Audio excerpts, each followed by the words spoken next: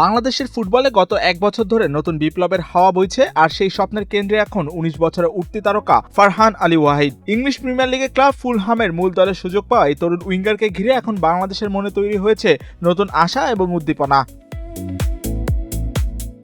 লাল সবুজের পরিচয় বহন করা চেলসির একাডেমিতে ফুটবলের হাতেখড়ি নেওয়া ফারহান ২০১৯ সালে যোগ দেন ফুলহামের বয়সভিত্তিক দলে। এরপর নিজের প্রতিভার স্বাক্ষর রেখে ২০২৫-২৬ মৌসুমে Gold's Gym across 30+ countries.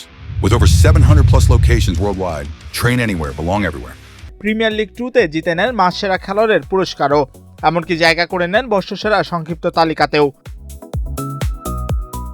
সম্প্রতি প্রস্তুতি ম্যাচে নরউইচ সিটির বিপক্ষে ফুলহামের মূল দলের হয়ে মাঠে নেমে চমক দেখিয়েছেন ১৯ বছর বয়সী এই ফুটবলার। সেদিন ম্যাচের ৪৬তম মিনিটে বদলি হিসেবে নেমে বাম উইং থেকে তার দুর্দান্ত বাঁকানো শট প্রতিপক্ষ গোলকিপারকে বড় পরীক্ষায় ফেলে দেয়। রিয়াল মাদ্রিদের হয়ে চ্যাম্পিয়ন্স লিগ জয়ী তারকা ও বর্তমান ফুলহাম কোচ আলভারো আরবেলোয়ার অধীনে থেকে ফারহান নিজেকে বিশ্বমানের ফুটবলার হিসেবে গড়ে তুলছেন।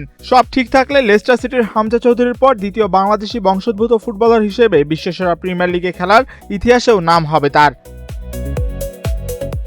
এদিকে শেকড়ের টানে লাল সবুজের জার্সি গায়ে জড়াতে পুরোপুরি প্রস্তুত আছেন ফারহান। বাফুফে সহসভাপতি ফাহাদ করিমের তথ্য মতে বায়োমেট্রিক ও পাসপোর্টের প্রশাসনিক প্রক্রিয়া এখন শেষ পর্যায়ে। ইংলিশ FA থেকে অনাপত্তিপত্র পেলেই পথ পরিষ্কার হয়ে যাবে তার। পরিকল্পনা অনুযায়ী সব এগোলে আসন্ন সেপ্টেম্বরে ফিফা উইন্ডোতে দেশের মাটিতে অনুষ্ঠিত 4 জাতীয় টুর্নামেন্টে দর্শকরা দেখতে পারেন ফারহানের লাল সবুজের অভিষেক। যদিও তা নিয়ে সন্দেহান আছে খোদ বাফুফেও, অথবা নভেম্বরে ঢাকা সাফ চ্যাম্পিয়নশিপে তার খেলা অনেকটাই নিশ্চিত বলে বলেছেন বাফুফের সংশ্লিষ্টরাও।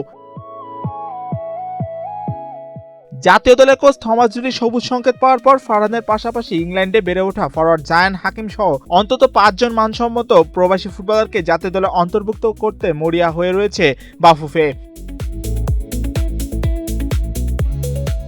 আমাল ভুঁইয়া, তারেক কাজী ও হামজা চৌধুরীদের সঙ্গে ফারহানদের ইউরোপীয় পেশাদার মানসিকতা, আধুনিক কৌশল আর বিশ্বমানের ফুটবলের অভিজ্ঞতা যদি জাতীয় দলে মিশে যায়, তবে 23 বছরের সাফের খরা কাটানো তো কেবল সময়ের ব্যাপার, এমনকি অচিরেই বাংলাদেশ বিশ্ব ফুটবলে এক নতুন পরাশক্তি হিসেবে আবির্ভূত হতে পারবে বিশ্বমঞ্চে।